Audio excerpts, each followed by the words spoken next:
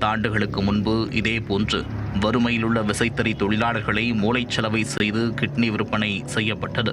இந்த சம்பவம் பூதாகரமாக வெடித்ததும் மாவட்ட நிர்வாகம் உடனடியாக தலையிட்டு பல்வேறு முயற்சிகள் மேற்கொண்டு கிட்னி விற்பனையை தடுத்து நிறுத்தியது.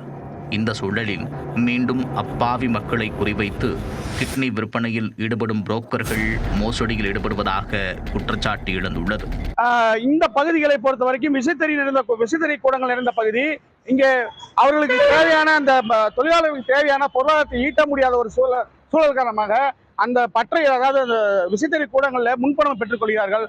அதே போல அவர்கள் கந்து வட்டி, மைக்ரோ பைனான்ஸ் போன்ற எண்ணற்ற அளவிலே கடனை பெற்றுக்கொண்டு அந்த கடனை கட்ட அவங்களுக்கு நெருக்கடி தரும் பொழுது இதை பார்த்து அங்கே அந்த யாரெல்லாம் இதற்கு இந்த கடன் நெருக்கடியில் இருக்கிறார்கள் என்று பார்த்து அந்த புரோக்கர்கள், கிட்னி புரோக்கர்கள் தொடர்ந்து அந்த பெண்களை அழைத்துக் கொண்டு சென்று கிட்னியை விற்பதற்கான வேலைகளை செய்கிறார்கள். பள்ளிப்பாளையத்தில் நடைபெறுகின்ற சட்டவிரோத இந்த கிட்னி விற்பனை